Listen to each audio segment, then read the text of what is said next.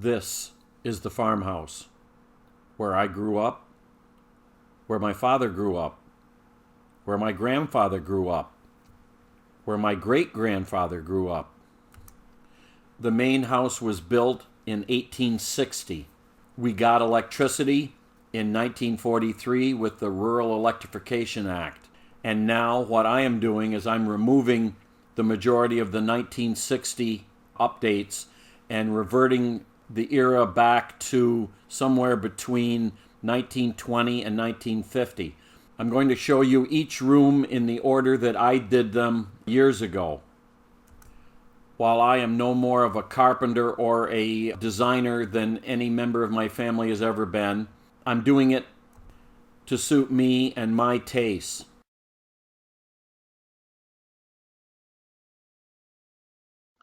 Now here's our original ceiling in the bedroom. You saw this image back in chapter 1 of the bedroom. In the 60s, when my father redid this room, he put up plywood. And since we had put plywood on the ceiling in the living room and it came out very well, we decided to just leave what was there and work with it. We couldn't see tearing it down to put new on or put another layer of plywood over that existing plywood because there was really nothing the matter with it. So as you can see here, we pulled down the strips that covered the edges of the plywood, and then I got out the rug roller and the ceiling paint, and I put a little bit of paint on as a test just to see how it was going to look. And you can see that when it's done, the way it reflects the light, it doesn't look like plywood anymore, which is exactly what we were shooting for, because that's what we did in the living room.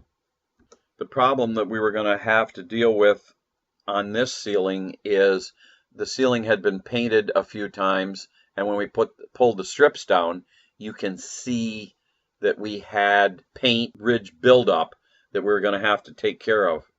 And with a lot of sanding, we were able to make it reasonably flat, and with the rug roller and the paint, you're not going to see any little imperfections. And then we had to spackle every single nail hole because we were going to have to align the new grid on the ceiling, and it may or may not hit the original nails that my father put in, so every one had to be spackled and sanded smooth. And then we had to do a little ceiling repair around the hole that is the ceiling register. Apparently the original cut was off and we couldn't leave it like that, so a little MH ready patch and some sanding and we'll take care of that. Off of eBay we found this. It's a raised cast iron wall vent. However, we figured because it was the right size, we were going to put it on the ceiling. So it had to be steel wooled and then spray painted hammer black, and it was ready to be put up on the ceiling. And this is what it looks like finished.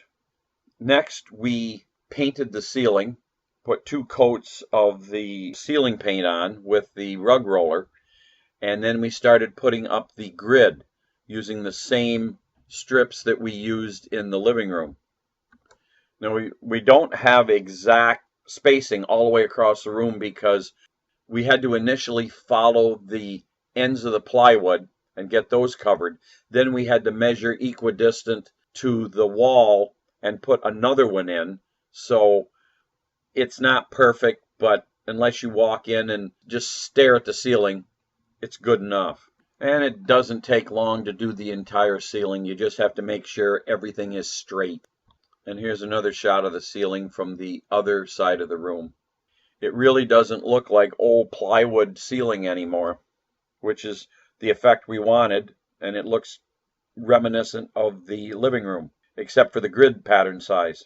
However, the 1.5-inch strips that we were putting up on the ceiling, there was a problem with them. This was in the middle of the pandemic, and the quality of the wood you were getting was lousy. It was just crap. Most of the wood that we saw, it looked like it was rough cut.